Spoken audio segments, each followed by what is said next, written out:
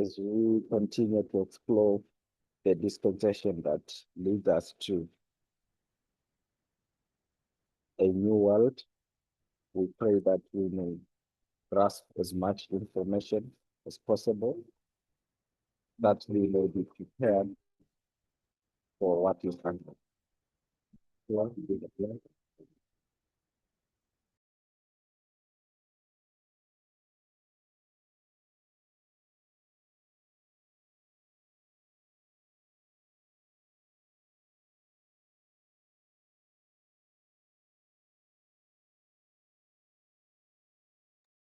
Milton, I can't hear you. You muted yourself. I don't know if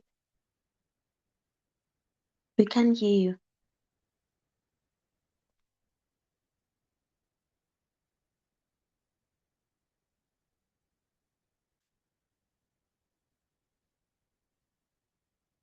Milton, Sorry for that, Tina. I just a call coming, sorry. okay. Okay. Yeah, so I just want to welcome everyone. Ngiyakwamukela wonke umuntu. We're just going to do a quick recap of what we looked at last week. Sakhe sithi ujonga ngokukhawuleza esikwenzileyo kwiveki ephelileyo. And we are going to, I think, build up from there. Ngentoba ke sawususela apho. So basically what we were looking at was to trace the development of human relations from the beginning.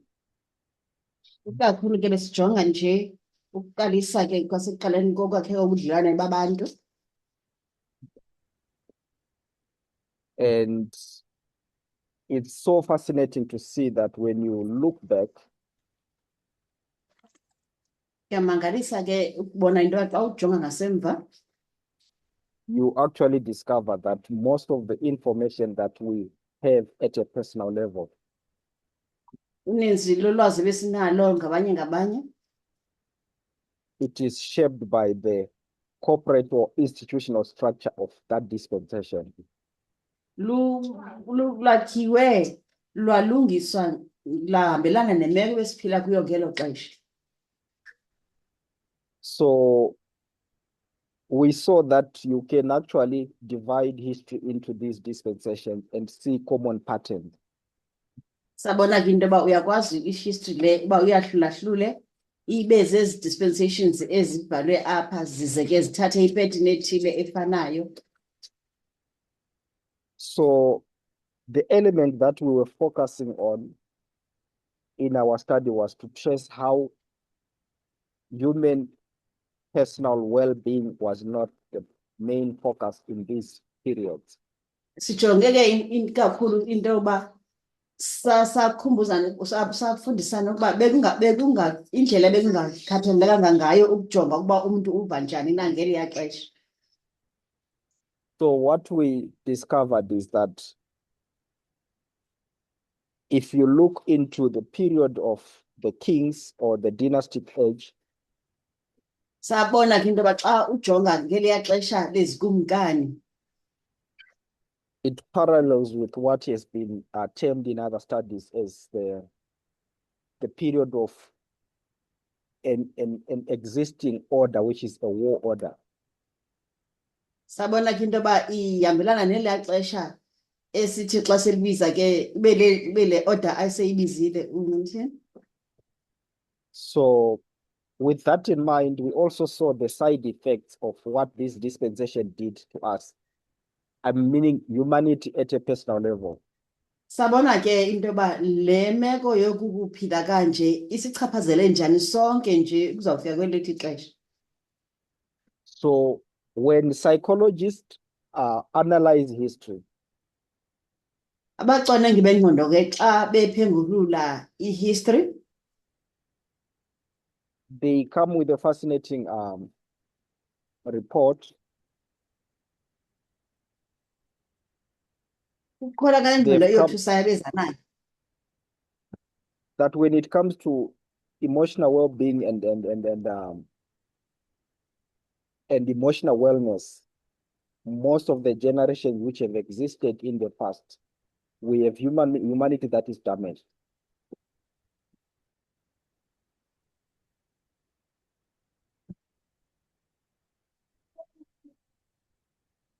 Uti? You kind of got cut. They look at you kind of got cut. Please repeat. So when they look and analyze history, Abejonga ke becwaninga history. you can see a common pattern where emotional well-being of human beings is not the priority.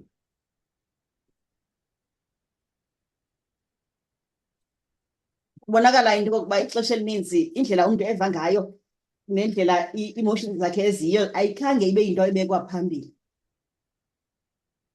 So we can actually see an accumulation of generational trauma at a very large scale. Siyabona ke into yokuba kukhona itrauma enkulu edluliselwe kwizizukulwana ngezizukulwana. So we notice that when we shift in these dispensations, Siyaqaphela ke into yokuba xa sisuka kwi-dispensation sishifta siya kwenye, we came to the dispensation of what they call the romantic age, sifikelela kula dispensation ke sithi yi-romantic age, which parallels with the period that begins from 1798. ihambelana ke neliya xesha ukusuka ku-1798. And politically, we also start to see changes in the way society operates. Nakwezopolitiko ke sibona umahluko, utshintsho oluthile kwindlela abantu abenza ngayo izinto. We start to see the dawn of freedom coming. Siyabona kukhona ukuza okuthile kwenkululeko, Human rights malungelo abantu, and individual recognition. sekukhona ngokuqaphela abantu ngokweziqu abazizo. And we also notice that the framework in which freedom came in this dispensation Siqaphela ke kwanendlela eziswe ngayo le nkululeko kweli tyeli gave so much hope and anticipation for a better world and a better individual consideration. bonakala ke izisa ithemba kwinto yokuba noko ngokuya kuhamba izinto, ngokuya kuhamba ixesha izinto zizawuba ngcono ekujongileni intlalontle yabantu nokukhululeka kwabo. But the rise of industrialization, we saw that it also affected this balance. Bese sibona kodwa into yoba naxa kunjalo ukonyuka kwe-industrialization kuyayichaphazela ke le ndlela izinto zathi zime ngayo. So I think we have noticed the studies that Curtis and Blessing are doing. Into ke sisiqaphele ke isifundo ukhethi sethe wasenza. When you look at the limitations or the failures of the liberal international order, Basijonga ke izinto eziye zayibamba yokuba ingaqhubi kakuhle. we can actually see that there was a continuation of the old framework. Siyabona into yoba kusoloko kukhona intsila yakudala ekhona emane ihamba nathi. So the quality of life in all these dispensations has never been the priority. Bonakala ke into yoba umgangatho ophakamileyo wendlela yokuphila kwabantu kwi-dispensations zonke usoloko kungeyona nto ke idibekwe phambili kwaphela. So in our time, it's more frustrating because there are many good laws which promise humanity a good life. Bonakala ke kunguphalisa kakhulu kweli lethu ixesha ngoba mininzi imithetho esiyibonayo eveza ukuphila ngcono komntu. But the reality on the ground is that things didn't get better. Kodwa kubonakala kunzima xa kufuneka le mithetho iphiliwe iye yabekwa uba mayisebenzele umntu. So I'm just gonna remind us the thread of thought that I want us to follow. Nqonela ke ndikhe ndinikhumbuze ngomrhiba endingasinakhe siwulandele. So when we look at the institutions and the message that is developing, Asijonga ke institutions kwanokukhula komlayezo lo. in trying to address and answer the questions, what role does human beings play in all this history? Soloko ke inento yokuphendula oko imibuzo emalunga nento yoba umntu lo yena undawoni kuyo yonke le nto eqhubekayo. So we have been guided or advised to use the template of ancient Israel as a template of how to address and answer some of these questions. Soloko ke sinikwa lo mzekelo okusebenzisa indlela abephila ngayo uIsrayeli wasendulo ukuzama ukutolika nokucacisa indlela lemithetho okanye lo mlayezo omawukhule ngayo. So there are so many parables that the story of ancient Israel give us to try and address this question. Mininzi ke imizekeliso esiyifumanayo esincedisa ukutolika indlela uIsrayeli wasendulo ayiphila ngayo siyiqhathanisa nesimo sethu namhlanje. So if we can just summarize what I had put on this line, Kanti besingeke sikwazi ukushwankathela okwendibeke kulo mgca. we can actually see that a consistent pattern of what we are saying is reflected even in that story. Sawubona ke into yokuba ikhona ipattern ethile esoloko ibonakala ikhona eyileke indlela esizama ukuveza ngayo okuqhubekayo ebomini bethu. So the other element that I'm going to add to what we discussed last week Enye into ke ndingazayengeza kwizinto ebesixoxa ngazo kwiveki ephelileyo is that the model of the old covenant or these dispensations in the past yile ke ethi lo mzekeliso wendlela yakudala yokuphila. we can actually see that there was the element of captivity. Siyabona into yoba kukhona kona umgushuzo othile obusenzeka. We can see captivity with ancient Israel, Siyayibona loo nto phaya ku-ancient Israel. and I think we have also learned much about captivity with modern Israel when we look at the history of slavery in the United States. Sibona nokuthunjwa okukhona bekusoloko kuqhubeka nalapha kuzo zonke ezi dispensations zaku-ancient Israel.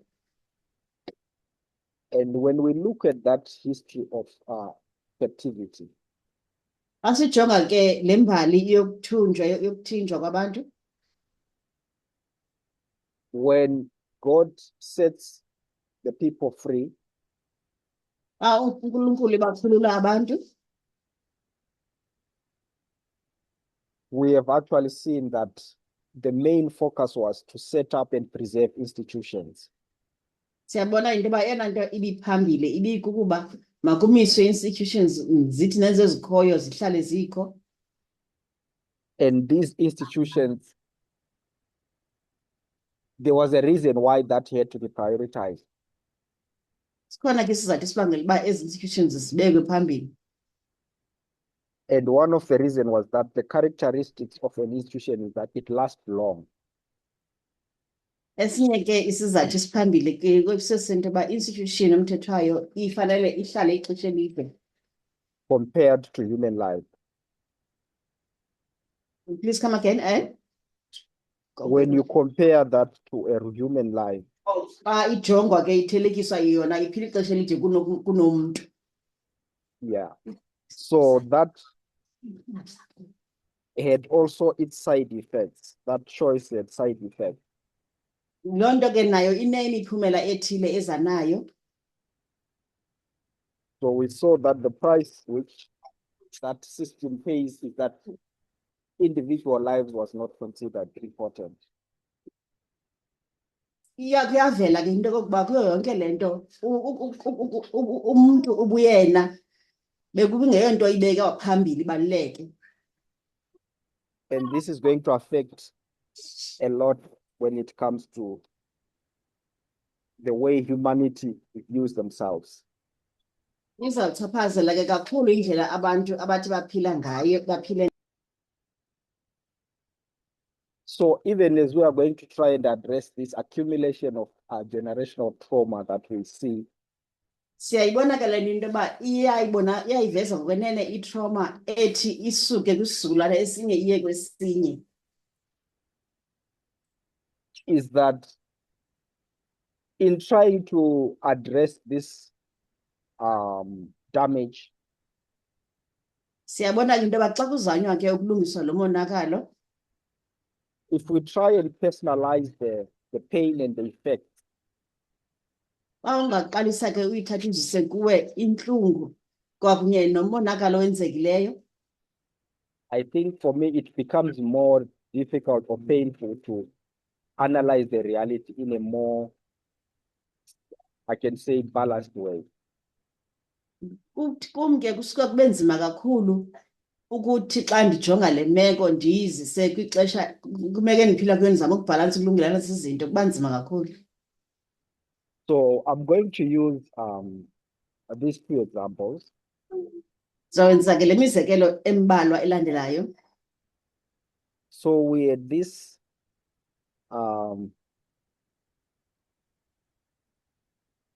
structure where we see Israel comes out of captivity. Sibona ke lo mzekelo uIsrayeli apho ephuma khona ekuthinjweni. For example, coming out of Egypt, Umzekelo nje xa iphuma eEgypt, and then there's an establishment of a covenant. bese ke kuba khona ukumiswa komnqophiso. So when we look at this shift where they move from Egypt to Sinai, Basijonga ke le shift ukusuka kwabo eEgypt besiye eSinai. when you look at the properties or the DNA of this contract, this agreement that God enters with humanity, Basijonga kumlibo wale ndlela umuntu angena ngayo kwisivumelwano noThixo. we are going to realize that the way God reveals themselves to humanity is going to be affected by the period in which they are in this time. Sizawuqaphela ke into yoba indlela uThixo adlelana ngayo nomntu izawuchatshazelwa lixesha ekuphilwa ngalo ngelo xesha ngabantu abo. So externally, the children of Israel had this idea in mind of a master and a slave. It is inbuilt in their thinking. Qala ke ingqondo uIsrayeli abenayo besazi ubudlelwane phakathi kweslave kwakunye nomaster yeyona nto ke azawutolika indlela azawutolika ngayo izinto. And for God to preserve the institution or the law, Ukuze uNkulunkulu akwazi ke ukwenza i-institution kanye nomthetho, in this time period, it was necessary, or we see that there are very little options for God to address protecting Israel than to reveal themselves as a patriarchal God.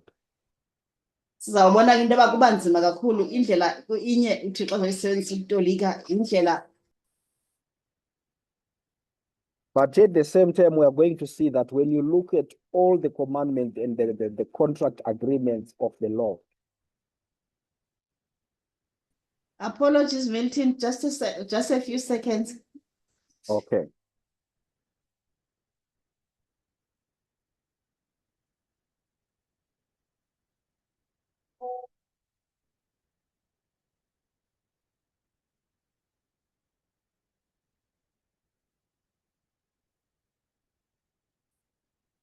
So, oh, sorry.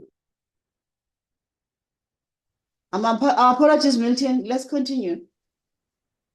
Or we can continue. Yes, yes. Okay.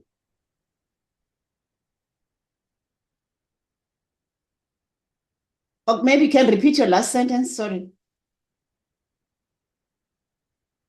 Okay, so we saw that God had to reveal, or in this period, is forced to reveal themselves as a patriarchal God. Sizobona ukuthi uNkulunkulu uye wanyanzeleka into yoba ngeli xesha lale dispensation aziveze njengoNkulunkulu ogcwele ingqondo yepatriarch ubuntloko. So the relationship between God and Israel they have this idea of a master god, but in a positive spin, and they see themselves as obedient slaves. uIsrayeli ke uzothi xa ibheka uNkulunkulu embheka ngengqondo yokuthobeka futhi ngengqondo enhle abone yena uNkulunkulu ekufanele athotyelwe njengoba islave sithobela umaster waso. So we see in this story that even though patriarchy was something that was not good from the beginning, Sizobona ke kwelibala ukuthi noba ipatriarchy nje ingazange yaba into enhle ekuqaleni, it is viewed different in different dispensations. siyibona ngoku ibona ngenye indlela ethile ngokuya kuhamba amaxesha xhomekeka uba kweyiphi dispensation. And in some dispensations, it was even a preferred model. That's what we understood, and we thought is the best way to run or do things. Uzobonakala ukuthi uxhomekeka ku-dispensation le kwenye ixesha izawubonakala iyona nto entle nona mzekelo mawulandelwe ukwenzela uba izinto zihambe kakuhle. So, but as we start to analyze and get into the details of this contract, of this old covenant, Kodwa njengoba kuhamba ixesha ke sizama ungena nzulu sijonga ingcombolo zale ndlela yesisivumelwano esenziwe ngayo esidala. we start to see that actually embedded in these examples, there are principles of equality in there. Siyabona kona ukuthi kule ndlela eqhutywa ngayo khona ukuncanyatheliswa okuthile kwemigaqo ye-equality. And we can see that God has been trying to address this issue of inequality and patriarchy.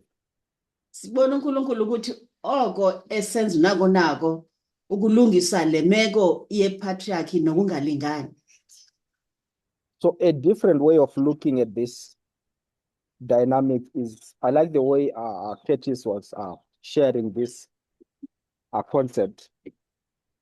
Indlela ke eyahlukileyo ke yokubheka lento siyichaze kakuhle, ndiyayithanda ke indlela ayibeke ngayo uCurtis.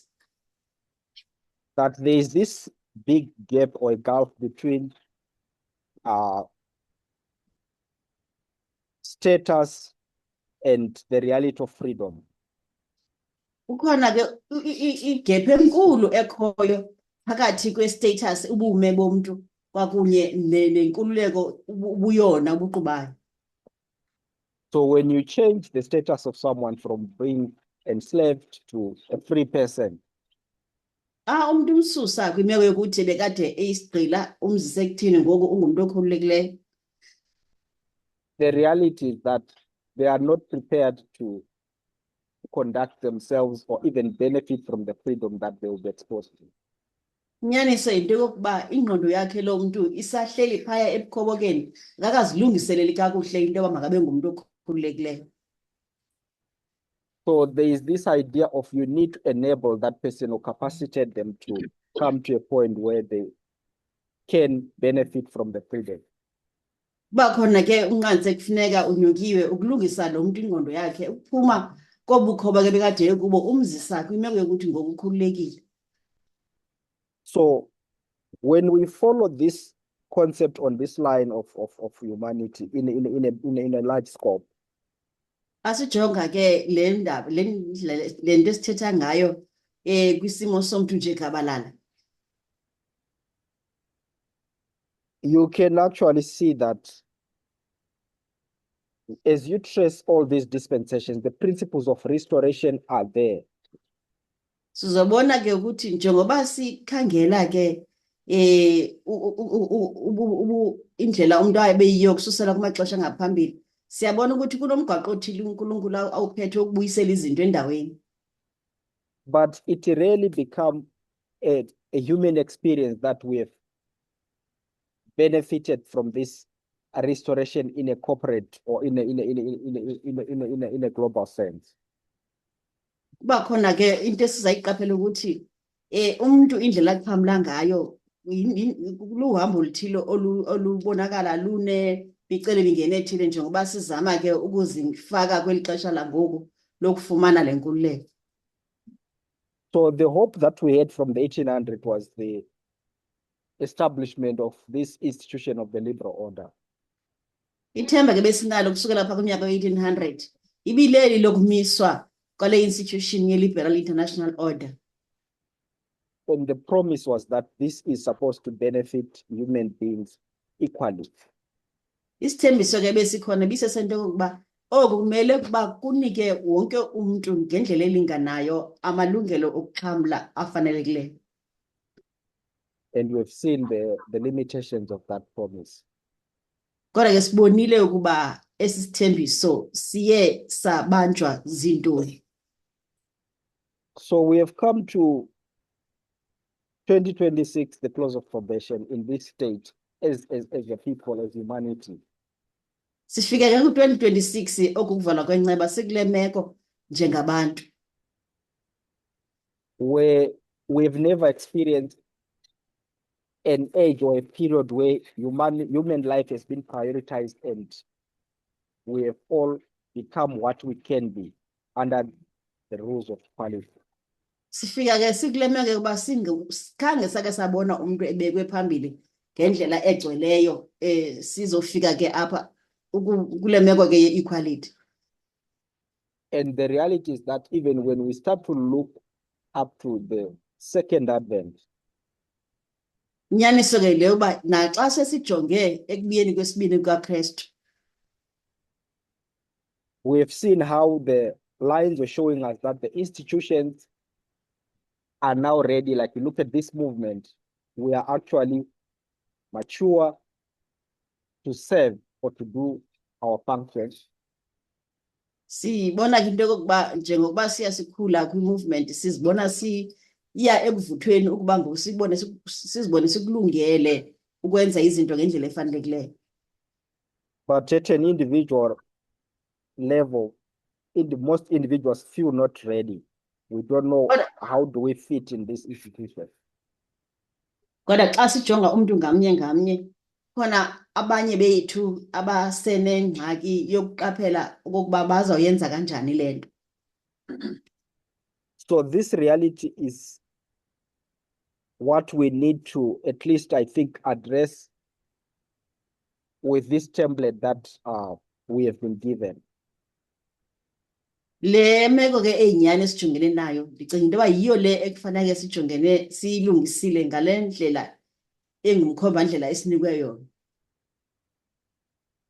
So when we look at the model of how psychotherapists try to address trauma, Basijonga ke umzekelo ababizile abadila nengqondo abaye balungisane abaye bajonge ngandlela yokulungisa i-trauma engqondweni yomuntu. the disclaimer is that this experience is very personal and it's unique to each and every individual.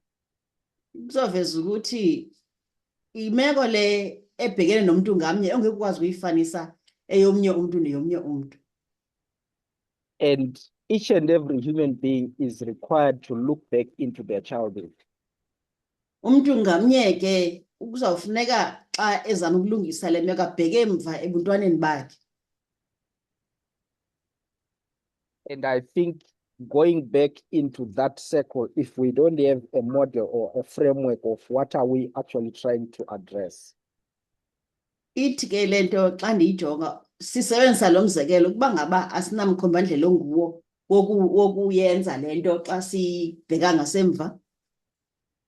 I think it's very easy to get more, it's very triggering and more traumatic to some. Ewe kwabaninzi okanye kwabanye kuvuselela imvakalelo ezibuhlungu nezingavakali kamnandi.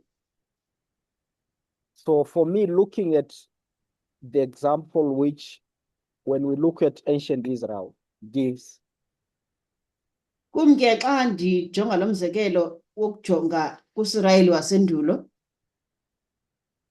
it's going to help us to detach ourselves from the very close personal circle that we can relate to when we look back as a person.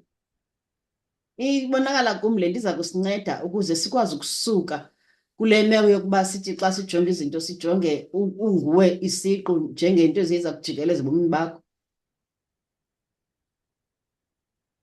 And it's going to help us to see that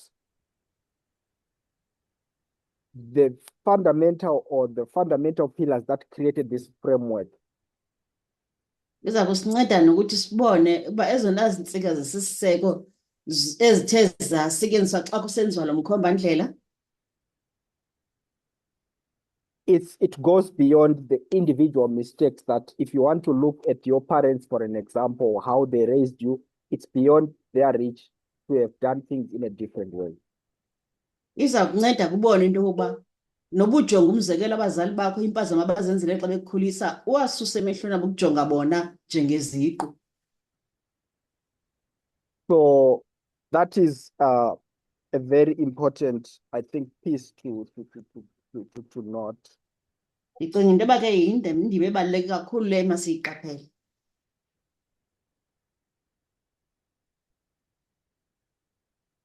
Sorry, just give me a second. Umzuzwana nje.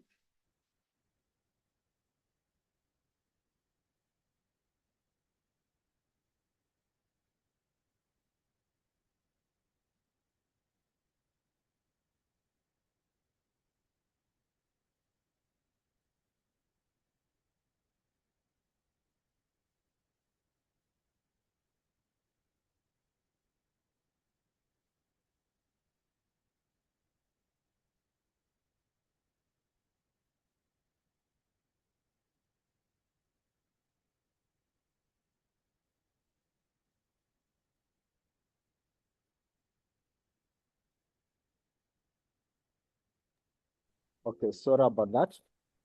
It's okay. Ndiyaxolisa. So how I've seen starting to look at this generational trauma from the way institutions were structured, Babe ndijonga ke itrauma le esuka kwisizukulwana kwesinye ukuya kwesinye nangendlela izinto ebezenziwe ngayo bezihlelwe ngayo. it's going to balance our approach when we look back into our personal circle and we are not trying to look for who to blame. Izasincedisa ke ngoba xa sijonga isimo sethu sangaphambili kufuneka sijonge sangabi namntu esithi sizomgxeka okanye sizombeka ityala. And it's also going to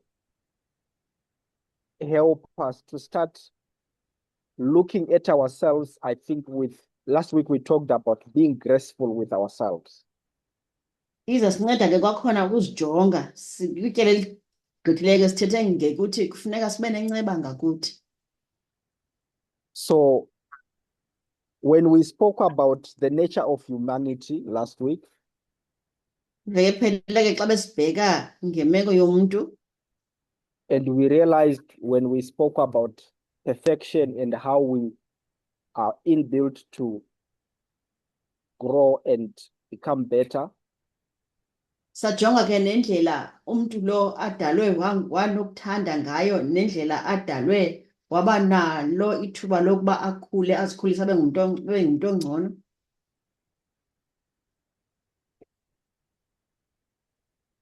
I think all that approach is important so that we realize that when we look back, Into yoba ke yonke loo ndlela yokujonga izinto ibalulekile ukuze sikwazi ukuthi xa sijonga ngasemva the very same dilemma or dynamic we see with human relations, kanye le ndlela izinto eziyiyo ebonakala ke inokuba nomcelimngeni malunga nendlela umntu anobudlelane ngayo. that the framework of the covenant put us in this condition where the side effects of that covenant is the damage that we see on human relations and their development. Sizobona ke ngaloo ndlela sikwazi ukuqonda umonakalo owenziwe i-old covenant nendlela ke emasiye ngayo ukuya phambili xa sisuka apha. When you go to the institutions, we also see why God was in a system where the old covenant had to be established that way. Sizobona nokuthi xa sibheka uNkulunkulu bekutheni ezibona inyanzelekile ukuba indlela makazise ngalani indlela ebenza ngayo kwi-Old Covenant. So one of the examples which I wanted us to look at is when you look at the introduction of the covenant at Sinai. Eminye ke imizekelo endifuna sike sisebenzise sizawujonga indlela eziswe ngayo lo mnqophiso omdala phaya eSinai. When God introduced Israel, they are now free. Esithi uNkulunkulu ku-Israel emazisa ukuthi ungokhululekileyo ngoku. And their freedom was on conditions of obedience. Inkululeko yabo ke isekwe kwimiqathango yokuba bayathobela. And blessings and cursings were part of those conditions. Intsikelelo neziqalekiso bekuyinxalenye ke yalo migomo. We are now starting to see that the intention of God was not for human to learn that God wants to punish for disobedience. Sesifundile into yoba iyana njongo kaThixo ibingekho kuba makapanishe okanye makajezise ngenxa yongathobeli. But we are seeing that this was actually an educative system. Kodwa ngosifunda into ukuthi ibindlela ethile yokufunda nokufundisa. Where obedience was embedded in its DNA with principles of how doing good benefits you as a person. Apho besifundiswa ukuthi ukuthobela kuhamba kungena kwahlulwa neziphumo zokuthobela nokwenza oko okubekiweyo nemigaqo yokuphila. Disobedience was tied with consequences that you will reap from that choice you would have made. Iziqalekiso ke zona izoba ziziphumo ezibi zongathobeli okubekelwe into bakuthobela. And we also learned that God had avoided the option of not actually giving people even freedom of choice, but just using force. Simbona uNkulunkulu ke bebonakala ekufuneka uba makasebenzise nje ukuthi makenze izinto ngeforce engabanikanga abantu nethuba lokuba babe nokukhetha. So as we trace this line, you can actually see that in both the negativity that we ended up going through or the bad experience that we went through, Sizobona ke xa sibheka le ndlela oluhambo olube yiyo into yoba nakwezi zinto ke ezimbi ezibuhlungu esithi umuntu athe wadlula kuzo. what we need to trace is what was the cause and what was the implication of what we were going through. Into esimele uba siyiqaphele sifanele sibheke ukuthi bekutheni ukuze kusetyenziswe le ndlela nokuthi ibizawuba nafuthe lini ukusetyenziswa kayo ngelo xesha. So it is going to help us not to find or try to find who to blame, Uzasincedisa ke into yokuba singabe sizingela ukuba masibeke bani ityala, but to understand what was really at stake in this whole history. kodwa siqaphele into yokuba ena nto ibiyingxaki ngeliya xesha ibiyintoni. So last week we spoke about externally, there was a realization that the world needs to go through a therapeutic age. Sifunde into yoba ke kwiveki ephelileyo kubonakala sengathi kwalona ihlabathi eli kufuneka libe nohambo oluthile lokulungiswa liselashwa. And we can actually see that most of the people, especially those who are not in this movement, still hope that this world can go beyond and repair and be better. Saqaphela ke into yoba abantu abaninzi ngakumbi abo bangekho apha kule institution yethu basenethemba le nto yoba izinto zisezawulunga ziye ziba ngcono kunokuba sibona ngoku. But us as a movement, we realize that actually all these systems are now coming to their close of their end.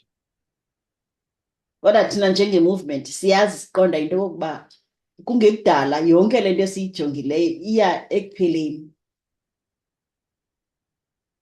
But there's so much that we can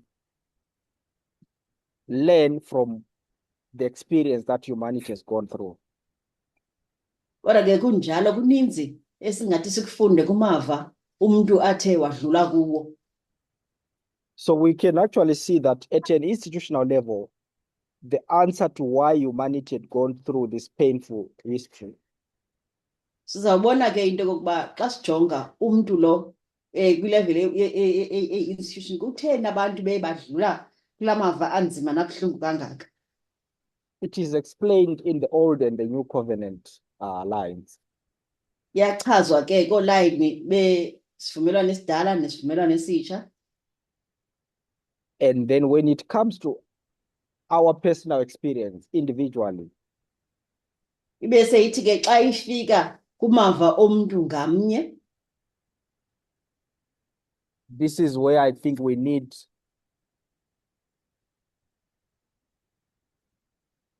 a structured way of looking at that experience. kulapho ke ndicinga into yoba sesidinga ucwaningo oluthile olumiswe kakuhle lokufunda nokucacisa izinto. So what I was suggesting last week Into ke besiyiveza kwiveki ephelileyo, it's not that each and every one of us needs to go into a therapeutic room and get diagnosed and go through treatment. besingathi wonke umuntu kufuneka ehambe waya kolu lwelasho lengqondo afumane ke ukubhekana netreatment. There is a strong realization that when you look at the facts from psychology, Kukhona ke ukuqaphela okuthile okwiqondo eliphezulu esithi sikuqaphele ukuba xa sijonga indlela umuntu ingqondo yakhe esebenza ngayo, this accumulation of trauma does not become a permanent feature in our DNA. iyabonakala ke into yokokuba le trauma ebisoloko ikho ithontelana engqondweni yomuntu akunyanzelanga uba ihlale ihleli engqondweni yakhe ngonaphakade. There is hope for restoration. Khona ithemba lokulungiswa kwezinto zibuyiselwe endaweni. And the process begins with each and every individual understanding themselves internally. Inkqubo ke iqala ekutheni umuntu ngamnye aziqonde yena isiqu sakhe apha ngaphakathi ingaphakathi lakhe. And when we understand the patterns that triggers the way we behave and the way we react to things, Basiqaphela ke indlela izinto zenzeka ngayo ukuba singabantu sisabela njani xa kusenzeka okuthile siziva kanjani. we need to realize that we have got the part of our brain which is ready to make us protect ourselves.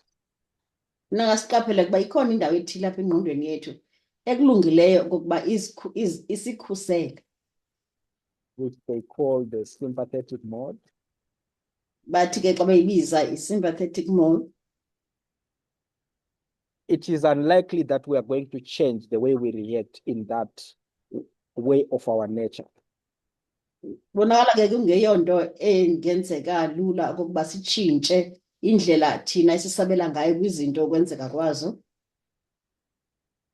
So when we understand that and begin to understand the patterns of what led us to get affected with the triggers, Basingaqaphelisisa kakuhle sifunde kakuhle sikwazi ukuzijonga uba yintoni kanye ekhokhelela ukuba side sibe kule meko yokuba sibe nje nezinto ezizothusayo zizothusa ngolu hlobo.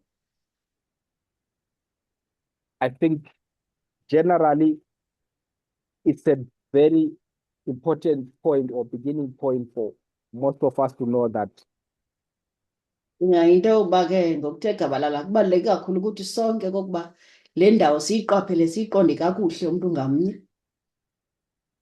it is possible to start retraining the patterns in our mind by teaching or training our mind to react in a different way. Baluleke kakhulu ke nokuba ingqondo yethu siyiqeqeshe indlela emayenze ngayo izinto sizama ukusuka kule ibikhona esiyiqaphelayo uba inokusenzakalisa. So when I compare this experience with a human individual have to go through of restoration or Andijonga therapy, ke andijonga ke indlela ingqondo yomuntu ehamba ngayo ukuza ke kule meko sithi yokwelashwa. one of the biases we had in the past Enye ke yezinto ebesithi siyisebenzise sithathe icala ngayo kwixesha elidlulileyo we had this idea that God is going to take away our pain and make us feel good after getting free from sin. besinento yokucinga into yoba uNkulunkulu uzayisusa intlungu yethu asikhulule nje ngokupheleleyo kwimigruzuko yesono besisadlula kuyo xa sesithe senziwa abakhululekileyo.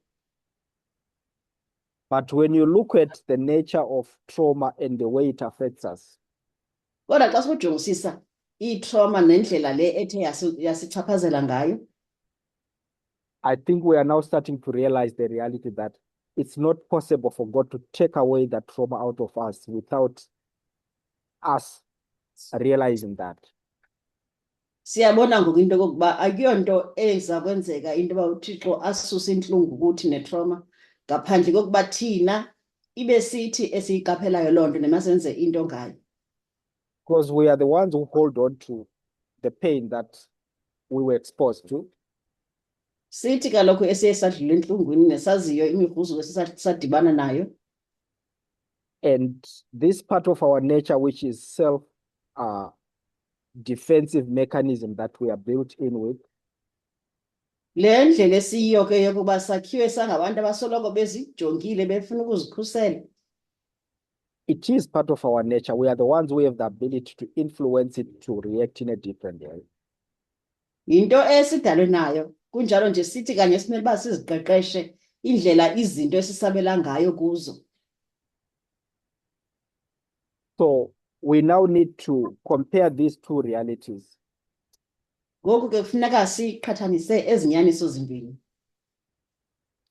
At an institutional level, the promise is now met that God has developed the institutions that will safeguard humanity. Xa sijonga kwibakala ke le-institution, uNkulunkulu wenze isimo sokuthi ii-institutions ziyakwazi ukumbhekelela umntu isimo sakhe. Also, we are going to see that there is guarantee that in this new covenant, human well-being is going to be looked after. Kodwa nesiqinisekiso esithi kulo mnqophiso omtsha intlalontle yomntu izawubhekelelwa kakhulu. But at an individual level, how we feel about ourselves still needs to be fixed. Kodwa ke xa kuziwa kumntu ngamnye indlela endiziva ngayo mna ndingumntu kusekhona okuninzi kufuneka kwenziwe. The way we evaluate ourselves, our self-worth, Indlela esizijonga. Apologies again, Milton. the way we evaluate ourselves is still a bit damaged.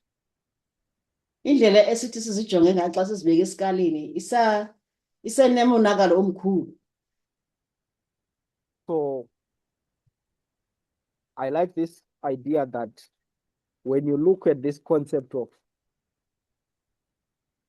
recapacitating something so that they need time to be a fit instrument, So that I'm saying this concept of recapacitating something that has been in a different situation ndiyayithanda ke le ngcamango ethi xa ubuyisela amandla nobulumko entweni ethile ebisoloko ingenayo ingqondo yokuzibona ibalulekile. it's going to help us to see that even at an individual level, Izasinceda ke loo nto yokuthi ujonge ukuthi nayo umntu esisiqu we have to apply the same concept.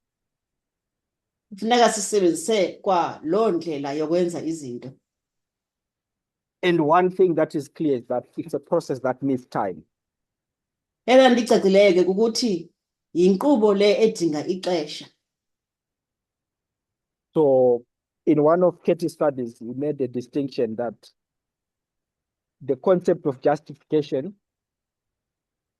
Kwizifundo ke zikaKhethisi uveze ukuthi lo mba we-justification it's like the same as changing one's status.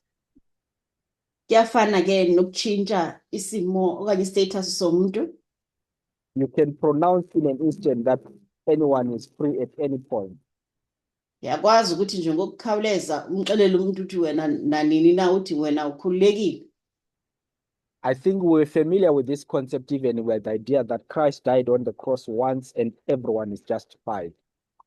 Into ke sijwayelele nalo mba ngokuthi siyibone ngendlela yokuba uKristu wafa emnqamlezweni kwaba kanye wafela wonke umuntu ukuthi makabe uyaxolela.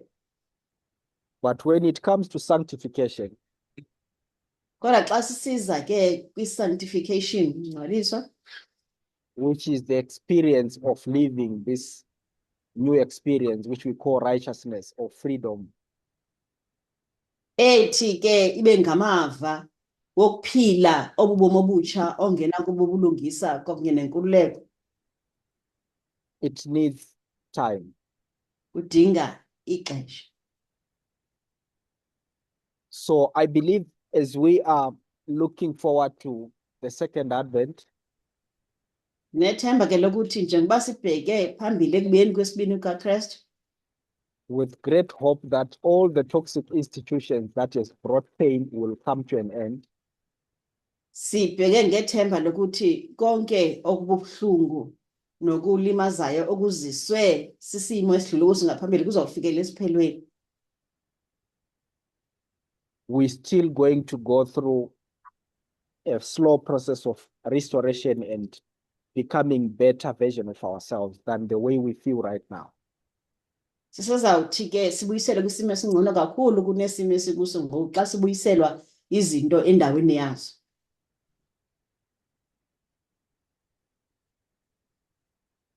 I don't know if there's anyone who wants to say something, comment, question at this point. Ngani bukhona ofuna ukuba abe nombuzo, abe nephawula nokongeza nje.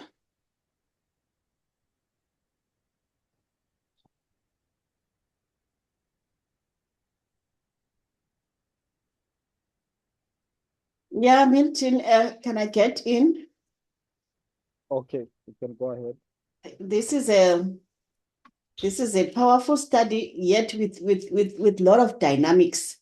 I'm just thinking as you're talking about, yes, for the institution, but more than anything, you need to look at yourself at individual level.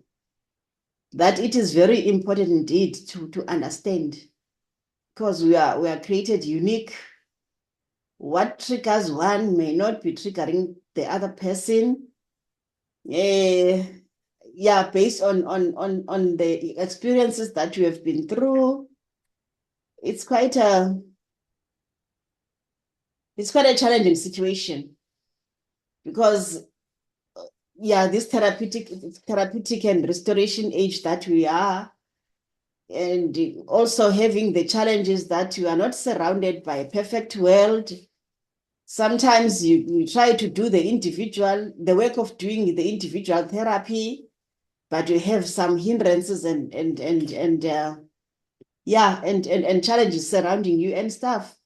So, but it is important. What I appreciate that is that it is important to understand, you know. I believe understanding what is happening to you is key, so that you can get a solution, because you cannot solve something that you don't even understand. What is it? Yes. So, yes, let me try and translate, sorry.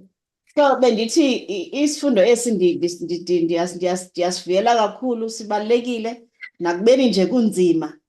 Xa kukhulunywa ngokuthi umuntu kufanele, yes, sinikiwe sikule therapeutic age yokuthi kulungisa izinto, institutions are there, imithetho ikhona, kodwa okuninzi okubalulekileyo ukuthi umuntu yena azibhekene ukuthi ulimale phi zintoni ezikulimazileyo, zintoni ezisakulimazayo ngoku. Abanye bethu sofumana ubunzima sokuthi uyazama ukuzibuyisela kodwa isimo esisijikelezileyo sibe nokuchallenge ngoba abantu esihlala nabo nesiphila nabo ayingabo bonke aba-understandayo okanye ya kukhona le nto yokuthi kusekhona imiqobo esijikelezileyo. Kodwa kona isifundo sihle kakhulu ngoba nokwazi sifundiswa ngokuthi fanele wazi ukuthi wena unguwe kwenzeke ntoni ukuze ukwazi ukufumana isisombululo. Yes. Elder D, I see your hand.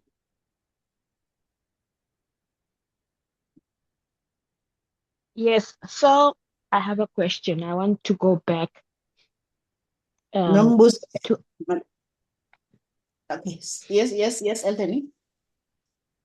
so I want to understand because obviously patriarchy was a response to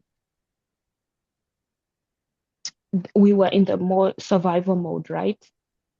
Yes. Unakuqonda ngoba vele ke ipatriarchy ibile yameko yokuthi bekusekwenzela ukuphila, survival. So what put us in that mode, number one? What put us in that mode? or yintoni esibangela uba side sifike kulo mode ukuthi sibe ku-survival mode?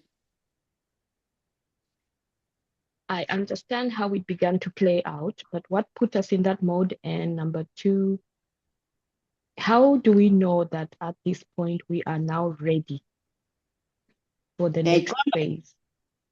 Yayiqonda into ebangela uba side sibe siphila nge-survival mode kodwa ndifuna ukwazi ukuthi kuye kwathini ukuze sibe sifika kuloo ndawo nokuthi ke I just need a bit. nokuthi ndifuna ukwazi ukuthi ngoku ingaba sizobonela kanjani ukuthi siredi ukuba siphile ngale ndlela efanele siphile ngayo. Yeah, I know you've addressed it, but I just need a bit more detail on that. Ndiyayiqonda into yoba ukhe wayifikelela kona kodwa ndiyafuna ukungena nzulu. So the first part of the question is, how did we got into the survival mode? Umbuzo wokuqala ke ngulo Yeah. othi sifike njani kwi-survival mode. So when we look at the line of, or let me say, when we look at the concept of the great controversy in its bigger picture, Mandiyibeke kanje ke ngelithi xa sibheka ulayini wemfazwe enkulu nje ngokuthe gabalala. we are going to see that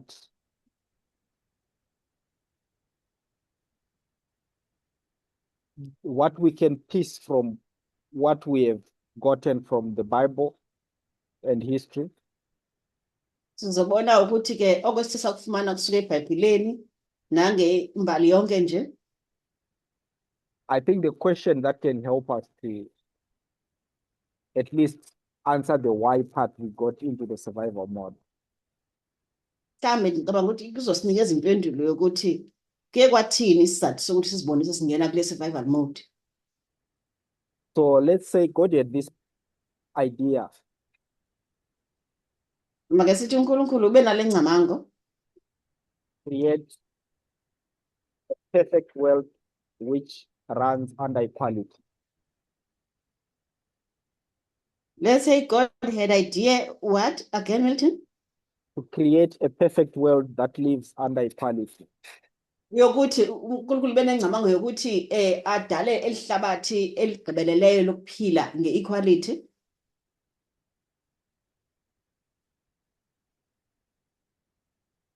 When you look at this concept of equality in itself, in its DNA, Wasingajonga ke lo mba we-equality nje umlibo wawo nje wonke. it has very unique properties that we need to at least appreciate and understand. Kunezinto nje ezininzi ngawo ekumele sizincome sizivuyele futhi xa sizama ukuziqonda nje. One of them is that in this model of created beings. Enye yazo ke ukuthi masibheka le ndlela yokwenziwa komuntu, For me, the question I've always tried to understand is it possible to create something and it has got a correct self-evaluation? kumke kubana kuba khona umbuzo othi into engenzeka nakanene uba wakhe into ezawuphinde futhi ikwazi kwayo nokuzihlola kwayona izibone ubuyona ukuxabiseka kwayo. So whether we are looking at angels or human beings, Uyithi ke lento noba singabheka ingelosi noma abantu, I try to conceptualize the first creature looking at the creator and the creature. kunzima kum kakhulu ukuthi ndibone isidalwa sibheka sona njengesidalwa kanye nomdali waso. So the first creature, let's say it's angels, Isidalwa sokuqala ke esizobe sikhona sisibona, maybe they need relations among other creatures. Maybe angels were supposed to be a group. mhlawumbe kuzofanele kuqala sibe khona nabanye babe yi-group abadaliweyo. If we just take one angel, let's say there's one angel and one God, Ake sithathe nje mhlawumbe ingelosi eyodwa noNkulunkulu eyedwa nje. how much understanding of equality can an angel one gain when they are living with God in a world? Mhlawumbe esisithunywe esisodwa esinye sibheke ukuthi besingayibona kanjani indaba ye-equality uma sizibheka noNkulunkulu bephila bobabili nje kuphela ehlabathini. Okay, let's say we have added, they are now a group. Ngesithi ke mhlawumbe nangabe sebeyi-group ke ngoku, The way they relate among themselves and they relate to the Creator, kuzoba khona ke ngendlela ethile yokuzibheka mabezibheka bona bezibheka bona njengesidala bese bebheka nomdali wabo. so when I pose those questions in my mind, Ndithi ke xa ndiba nale mibuzo engqondweni yami, the way we learn, knowledge has to be accumulated through learning, and it cannot be like imprinted into something. ulwazi kufanele luzisiwe engqondweni ukuze sikwazi ukukhula sazi, futhi alikwazi ukuthi ungabeka lube yenye into ngaphandle kokuthi ube ulwazi. So for me, this concept of equality Ithi ke kum lento lo mba wokulingana is something that comes as a result of a process of education. into ezofika emntwini isisiphumo senkqubo ethile ethathe ixesha lokufundiswa komuntu. So it's a result of a process of education, if I can put it that way. Isiphumo sokuthi umuntu ufundisiwe. So when we look at how this story began of the great controversy, Masingabheka ke elibali ukuthi liqale kanjani le mfazwe enkulu. there's two groups of creatures.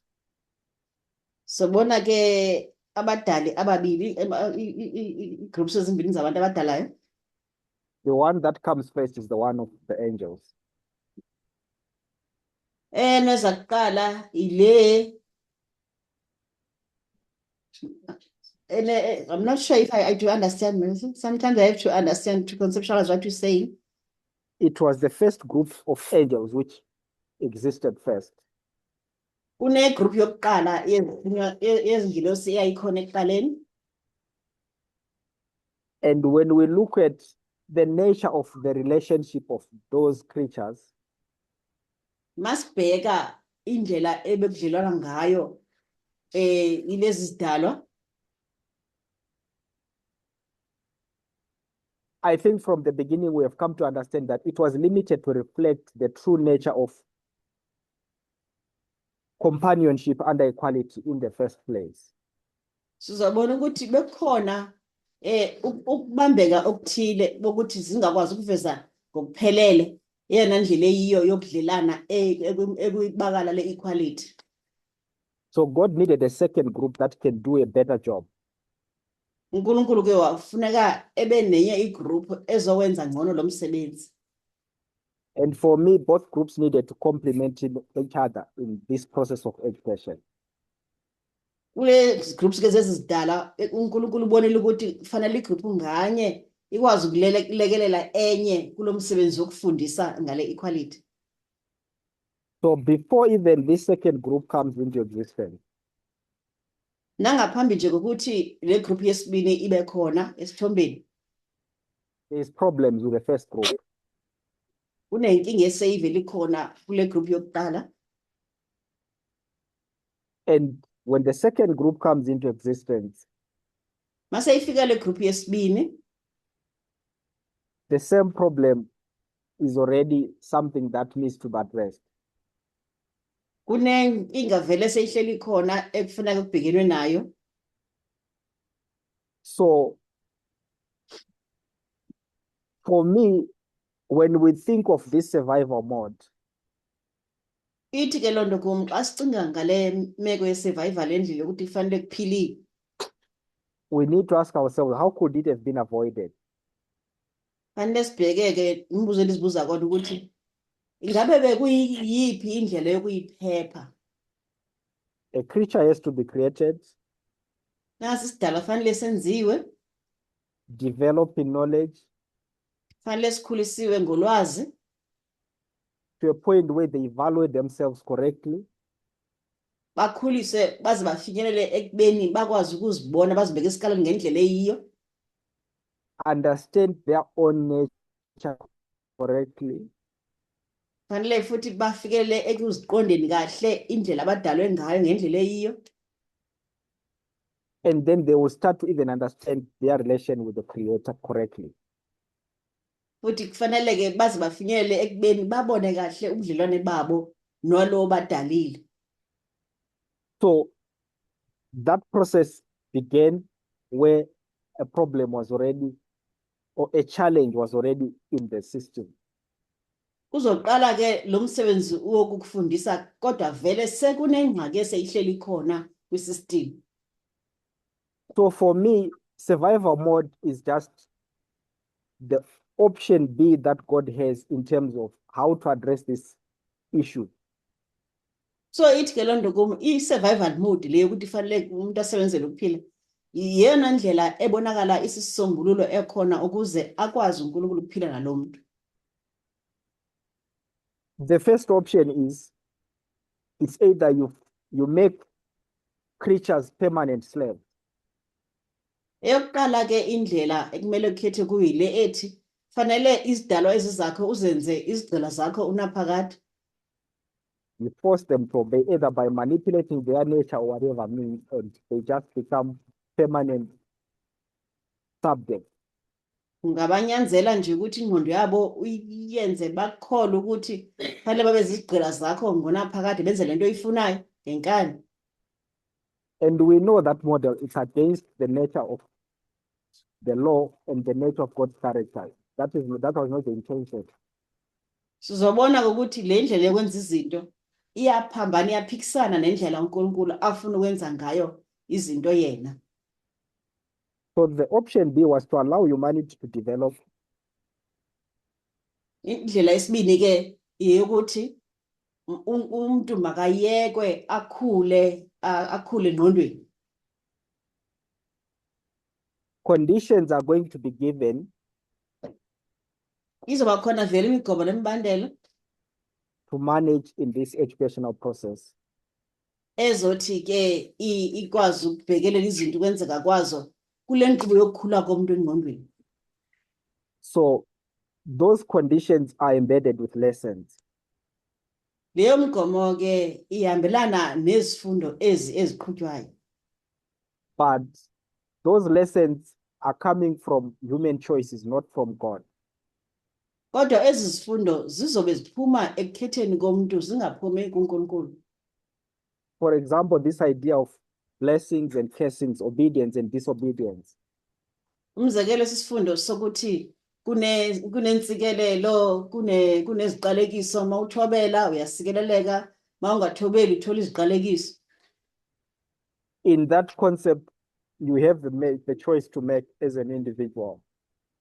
Kweso simo esinjalo ke ungumuntu ufanele kube nento ozoyikhetha usisiqo. If we look at an institution as Israel, they had the choice to make as an institution. Mawuzobheka uSirayeli njenge-institution befanele abe nento akhetha kuyo. So that's how it has helped me to see the dilemma that even God was in, try to solve how we are going to develop and come to understand equality without getting into this survival mode. Nayo ke into endincedileyo mna ukuze ndiqonde ukuba kungani uNkulunkulu ke kwafuneka wavuma kube khona le meko ye-survival mode. I don't know if that is helping to address your question or it's making it more complex. Andazi ke noba kuyakunceda na ukuqonda okanye ukuphendula umbuzo wakho. No, it's helpful to a point. Ewe kona ukufika endaweni ethile kuyandinceda. I'm just still querying the idea of having to go into survival mode just to learn something. Ndisanendawo kona yokuthi theni ukuze kude kuye ku-survival mode nginqaba kufuneka sifunde into ethile. Maybe because in my mind I have this issue of sin. So my question would be, how would this look if humanity had not fallen? Mhlambi ke ukuthi engqondweni yami ndisanale ngcamango yendaba yesono, so kuzovela vela ukuthi ukuba ngaba bengakhange benje unoba mhlawumbe umuntu ungayenjani. How does sin factor into the equation and makes our experience different from that of people from other planets? Isono senza njani ukuthi sibeke imeko yethu kule ndawo esikuyo size sigcine sehlukile kwabanye abantu abaphila kwezinye iplanethi Who never sinned? ezingazange zona. Okay. I think our approach when we started, or when we were all born into this experience of religion and Christianity, Ngicinga into amava wethu ke njengoba sihamba le ndlela yokusuka kwimeko yesono sisiya ekuhlangulweni kwethu esonweni. I think this model of sin brought all the suffering, and I think it was a very limited explanation of the Great Controversy.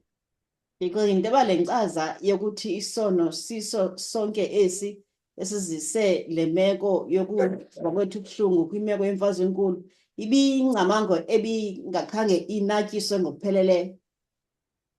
Because even when we went back to try and understand what happened in heaven, Ngoba naxa sesifuna ukubheka kahle siyobona ukuthi kwenzekeni ezulwini. we had this idea that someone caused this problem, and if they didn't, we would be not in a big, serious mess.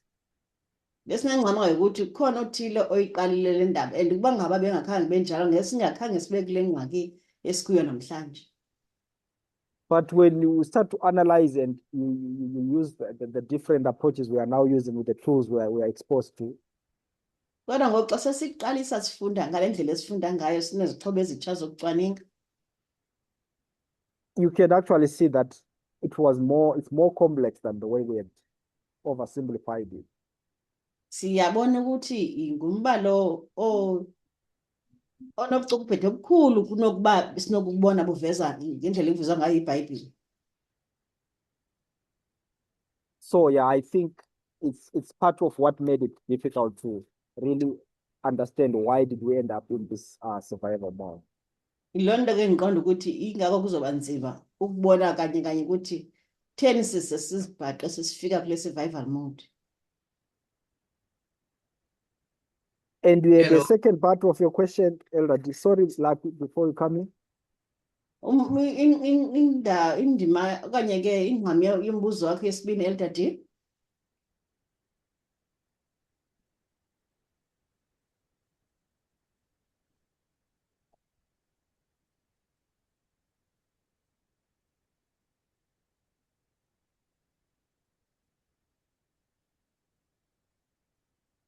Elder D, what was the second part of your question? Ngicela umbuzo wakho nje indawo yesibini usiphindele Elder D. Oh, sorry, I forgot to unmute. So I was asking that question because I felt if I understood the beginning of it, I would understand the end. Bendibuza I lo wanted to mbuzo, know. bendibuza lo mbuzo ngoba bendinethemba lokuthi xa ndiyazi uba kwenzeke nekuqaleni ndizakwazi ukuqonda bhetele uba kuzokwenzeka ntoni ekugqibeleni. Yeah, so my second question, you don't have to answer it because I can see time is going and somebody else wants to talk. But the thing is that what makes us ready now? Awunoba ke awundiphendulanga ngoba ndibona ixesha kuqonda ke ndibone uba ufuna ungena kodwa kumbuzo wam usithi ingaba ngoku sikulungele na okanye yintoni ezosibangela uba sibone uba sikulungele ngoku ukuphila ngale ndlela ekufuna siphile ngayo. Okay. I think a short answer to what makes us ready now Ndicinga into yoba indlela emfutshane nje yokuzibona okokuba sikulungele na. it depends whether we are going to measure something. Kuzoxhomeka ukuthi siyakwazi na ukukala into ethile. Like, for example, when you look at this concept I've shared before of shifting from being slave to being free, Umzekelo xa sithatha nje lo mzekelo ebendikhe ndawenza ukuthi ukusuka ekubeni ubulikhoboka ngoku sozibona ungumntu okhululekileyo. when someone is declared free, Ubani evakaliswa kusithiwa ukhululekile ngoku, you still need the process of capacitating them to realize their self-worth. kusadinga ukuthi lo muntu afundiswe kakuhle axhotyiswe ngokuzibona okokuba uxabiseke kangakanani. So I look at being ready in two ways. Ndiyijonga ke le nto ngendlela ezimbini. By the time we get to the second advent, Xa sifika ekubuyeni kwesibini kwaKristu, at an institutional level, humanity can now develop systems that can run and benefit the society equally. njenge-institution sizobe sesifikelele kwibakala lokuthi sikwazi ukubeka imigaqo eza kuthi yenze wonke umuntu azibone ebalulekile xhamla ngokulinganayo. I think this world has even realized that there is potential that human life, also the quality of life, can be improved and get much, much better. Ndicinga into yoba kwalona ihlabathi liyayiqaphela into yoba umntu lo unamandla kwanobuchule bokuba aziphucule indlela yokuphila, aphile ngendlela ebhetele. So in that sense, we are not looking at perfection. Kuloo ndawo ke asibhekanga kwimeko yokugqibelela komntu. Perfection is going to be a result of a growth process. Ukugqibelela komntu kuzobe kusisiphumo senkqubo yakhe yokukhula. So yeah, that's how I see it. I don't think we can begin at a point where we say we are ready, because you have to be measuring what are you ready for and what quantities are you looking at. Sizoyibona ke. Just wanted to inform you that you have like 5 minutes, 6 minutes left. Okay, thank you. Sizobona ke ukuthi inkqubo le efuna ukuthi umuntu akwazi ukuzihlola. Sikhundiswa ngexesha elishiyeke imizuzu eyi-6. Okay, there was someone who had wanted to say something. Ukhona befuna ukuthetha into. Okay, let me try to make it quick. On Ndizama ukukhawulezisa. this issue of trying to understand why survival mode, why does it have to be a survival mode? Kulomba ke ukufuna ukuqonda ukuthi bekutheni kufuneke size singene kule ndawo ye-survival mode. I think that issue we cannot separate it with what actually happened in the beginning in Eden. Lomba andiboni ukuthi singakwazi ukwehlula kwinto yokuthi kwenzekeni ekuqaleni e-Eden. Because when you look at it, they were in Eden and then things were different in Eden. They didn't have to work hard for anything. Ngoba siyobona ukuthi e-Eden izinto bezohlukile. Bebengamelanga ukuthi baze basebenze nzima ukuze bathole noba yinto abayifunayo. Yeah, and then sin came in, and then things started to be different. There were curses. They were put in a different environment. Sangena ke isono zatshintsha izinto kwaba neziqalekiso babekwa ke kwenye indawo eyahlukile kule bebekade bekuyo. So I'm thinking this new environment now is the driver of this survival mode. Ndicinga into yoba ke ngoku le ndawo intsha ababekwe kuyo yiyo ke ezobakhokhelela okanye ezawukhokhelela ekubeni bazibhaqe sebekule survival mode. Yeah, because if you work hard for things, if now you have to worry about what are you gonna eat and prepare things, you will tend to value these things. You will tend to want to protect these things now. Ngoba ngoku isimo sesitshintshile, sekufuneka usebenze nzima, ufuna ukukhusela izinto onazo ukuze ukwazi ukuphila, nendlela ke ngoku izinto ozozenza ngayo izawutshintsha ngoba ufuna into zihlale zikhona. Yeah, so now this whole thing now is different. It's a different environment. There's gonna be families, there's gonna be tribes, nations. They are all going to adopt this way of living now. Izinto zizawutshintsha ke ngoku ngoba abantu bakhula kune-families, kufuneka kube khona indlela eqhutywa ngazo zizawubangela into zitshintshe. Yeah, so now coming to this concept of equality. Makuzwa ke kulo mba we-equality, I think equality demands that people, things need to be different, or people need to be different for this equality concept to be demonstrated. uthi ke lo mba bonakala sengathi abantu fanele behluke kakade ukuze lo mba we-equality ukwazi okokuba uveliswe ugqanyiswe. So this new environment now, where you have nations, you have families, you have different people, you have different races, you have, all these dynamics, they are a perfect, what can I say? A perfect place for this equality to be demonstrated. Yonke kangoku lento kune-families ezahlukeneyo, kuneentlanga ezahlukeneyo, ibonakala indawo efanelekileyo yokuthi le equality ivezwe indlela engenziwa iphilwe ngayo. Yeah, so I think God now is gonna take an opportunity or take an advantage of this whole situation to teach us this equality. Ngicela into yoba ke ngoNkulunkulu uzawuthatha esi simo asisebenzise ekusebenzisele kokuhle ukusifundisa ngale equality. So if people didn't fall in Eden, I'm sure there was going to be a different way of living in a different environment. But this one we are in now, I think it's going to be a perfect place to demonstrate or even to teach people towards this goal of making them to understand this equality. Ukuba umuntu bengawanga esonweni izinto ngabe zohlukile, kodwa ke ngoba naku sesiwile esonweni, isimo ke ngosikuso sibonakala sisiso esihle esizozama indlela uNkulunkulu azoyisebenzisa ukuthi asifundise ngale ndaba ye-equality.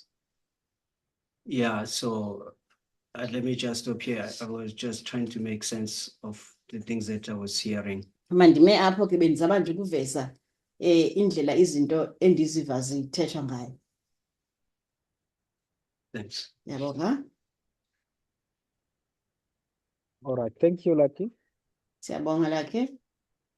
So I'm just gonna read the message in the chat and then we'll close. So funda ke okubhaliweyo bese siyavala. Okay, Elder, you are saying that I guess the realization that we are God's counterpart is a major development, and also that equality exists between God and humanity. Ndicinga into yoba ke lo mba wokuthi sizi counterparts singabangani ababenza uNkulunkulu aphelele, ungumba obaluleke kakhulu ukuzama ukufundisa ke le ndaba ye-equality. Yes. In closing, I think I'll add on those thoughts Basivala ngicabanga ukuthi sizongeza kulamaphuzu aseveziwe that this idea of being counterparts, I think it's the most critical part of this relationship. le ndaba yokuthi zikhanda phansi zikaNkulunkulu ndicinga into yoba iyona nto ke ephethe isisindo kakhulu kobudlelwane bethu noNkulunkulu. And whatever perfect ideas God has in their mind, Na zincamango zingabe zikhona ezigqibeleleyo uNkulunkulu angabe ebenazo engqondweni yakhe, it doesn't help much if you don't have a perfect counterpart to reflect those ideas. azincedisi kahle ukuba ngaba akekho umuntu obezokwenza lo msebenzi abe ingxenye kaNkulunkulu ogqibeleleyo bekhona. And when humanity came into picture, Efika ke umuntu esithombeni, they still have to develop and realize their position in this relationship with God. kuzofuneka siqaphele ke ukubaluleka kwakhe kobudlelwane bakhe umuntu noNkulunkulu. And in the early stages of that development, something happens Ke ekuqaleni kuqaliswa ubudlelwane phakathi komuntu noNkulunkulu, nako kusenzeka. that complicates this growth process. Le nto ke izokwenza okukhula kuphethe kuba nemicelimingeni. I think that's something, it's more than what Adam and Eve did in the Garden of Eden. We are starting to realize that. Siyabona ke ngoku siyasibona ukuthi le nto esithetha ngayo ingaphezulu le kwinto eyenzekayo isenziwa ngu-Adam ne-Eve e-Edeni. It's more than just to say, when we say sin entered, it's more than just they disobey by eating the other fruit. Masithi isono sangena kuncinci kakhulu uma kuthelekiswa nento ekuyiyo enzulu eyenzekayo ekuyiyo. So I think we'll carry on from that in the next time we have start. It will be actually a discussion on its own. I don't want to leave people hanging. Ndicinga into yoba sawuqala apha ke xa sifunda ngokuzayo iyobe isisifunda ngokunokwaso eso. But all I can say is that in this survival mode that we have been in, Esikubonayo ke ukuthi kule survival mode esizithola sikuyo, instead of focusing on pain and trauma and suffering that we went through, endaweni yokuthi ke sihlale sicinga ngenhlungu ne-trauma esisadlula kuyo, if we can understand why we got into that place, masingake sibheke kahle ukuthi kuye kwathini nje ukuba sibe siyafika kuloo ndawo. I think that if that question is answered correctly, Ngicabanga ukuthi uba ngaba lo mbuzo uphendeke kahle, it's going to lift a lot of burden upon ourselves kuzosusa umthwalo omkhulu kakhulu emahlombe wethu, and also appreciating the measures that God put in place, bese siyazijabulela sizibona ubuhle bazo zonke izinto uNkulunkulu athe wazibeka. because the beauty of what we are seeing when we look at the approach that God takes Ngoba ubuhle esithi sibubone masibheka indlela uNkulunkulu izinto athe wazenza ngazo, is that the principles of equality were embedded in these examples. siyabona ukuthi uNkulunkulu lokho eyibekile le equality kule mizekeliso yonke ebikhona. And they made it a point that they are not going to force and demand obedience without an option. uNkulunkulu wasenza unakona ukuthi aqinisekise ukuthi akazuyinyanzela, akazuyiforsa indaba yokuthi umuntu athobele ngaphandle kokuba nje ke beka okunye angakhetha kuko. So in that way, we are going to bear the burden of the consequences we went through. Even God was through that pain, I think, as well. Ngolo hlobo ke sizophungula umthwalo wenhlungu esidlule kuyo, esasifunda ukuthi kwani uNkulunkulu udlule kuleyo nhlungu ngokunokwakhe. So instead of finding healing by, because I think when we looked at God before, we thought punishment and revenge will make us feel better. Punishment. Punishment and revenge, we thought it will make us feel better. That's what we thought justice looks like.